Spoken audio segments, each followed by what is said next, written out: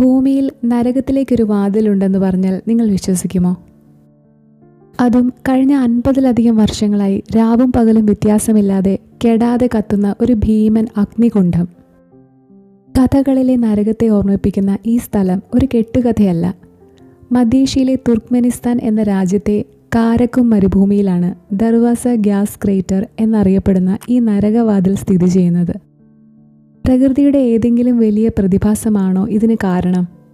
അല്ല, മനുഷ്യന് പറ്റിയ വലിയൊരു അബദ്ധമാണ് ഈ തീജ്വാലകൾക്ക് പിന്നിൽ. 1971 കോൾഡ് വാർ സമയം. പ്രകൃതിവാതകവും എണ്ണയും തിരഞ്ഞ് സോവിയറ്റ് യൂണിയനിലെ ഒരു സംഘം എഞ്ചിനീയർമാർ തുർക്ക്മെനിസ്ഥാനിലെ ഈ മരുഭൂമിയിലെത്തി.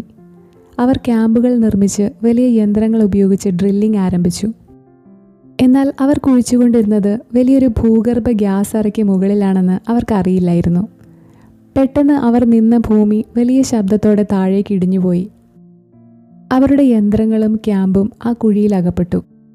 230 അടി വീതിയും 65 അടി താഴ്ചയുമുള്ള ഒരു വലിയ ഗർത്തം അവിടെ രൂപപ്പെട്ടു. അപകടത്തിൽ ആളപായം ഉണ്ടായില്ലെങ്കിലും അതിലും വലിയൊരു പ്രശ്നം അവരെ കാത്തിരിപ്പുണ്ടായിരുന്നു. ആ വലിയ ഗർത്തത്തിൽ നിന്നും മീഥേൻ പോലെയുള്ള വിഷവാതകങ്ങൾ അതിവേഗം പുറത്തേക്ക് വരാൻ തുടങ്ങി. ഇത് അടുത്തുള്ള ഗ്രാമങ്ങളിലെ ജനങ്ങളെയും വന്യമൃഗങ്ങളെയും കൊന്നൊടുക്കുമെന്ന് ശാസ്ത്രജ്ഞർ ഭയന്നു. ഈ വിഷവാതകം ഇല്ലാതാക്കാൻ അവർ ഒരു എളുപ്പവഴി കണ്ടെത്തി: ആ ഗർത്തത്തിന് തീയിടുക. ഏതാനും ദിവസങ്ങൾ അല്ലെങ്കിൽ ആഴ്ചകൾക്കുള്ളിൽ വാതകം മുഴുവൻ കത്തിത്തീർന്ന് തീ അണയുമെന്നാണ് അവർ കരുതിയത്. പക്ഷേ അവരുടെ ആ കണക്കുകൂട്ടൽ വലിയൊരു തെറ്റായിരുന്നു. ദിവസങ്ങൾ ആഴ്ചകളായി, ആഴ്ചകൾ വർഷങ്ങളായി. ശാസ്ത്രജ്ഞർ തീയിട്ട ആ തീജ്വാലകൾ അരനൂറ്റാണ്ട് കഴിഞ്ഞിട്ടും ഇന്നും അതേ ശക്തിയോടെ അവിടെ കത്തിക്കൊണ്ടിരിക്കുകയാണ്. ലോകമെമ്പാടുമുള്ള ആയിരക്കണക്കിന് സഞ്ചാരികളാണ് ഈ നരകവാതിൽ നേരിട്ട് കാണാൻ ഇന്ന് തുർക്ക്മെനിസ്ഥാനിൽ എത്തുന്നത്. മനുഷ്യൻ്റെ ഒരു ചെറിയ പിഴവ് പ്രകൃതി എങ്ങനെ ഏറ്റെടുക്കുന്നു എന്നതിൻ്റെ ഏറ്റവും വലിയ ഉദാഹരണമാണിത്.